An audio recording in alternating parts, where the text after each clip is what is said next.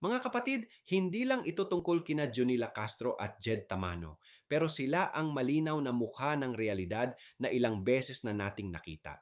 Dinukot, pinatahimik, pinalabas na ligtas, at nang nagsalita sila, ang militar na inirereklamo ang siya pang tumutol sa proteksyong ibinigay ng Korte Suprema.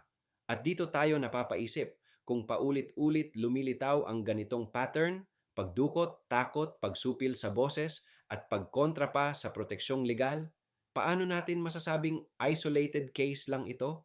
Kung mismong korte ang nagsasabi na may banta, hindi ba dapat mas tutukan natin ang ugat ng panganib?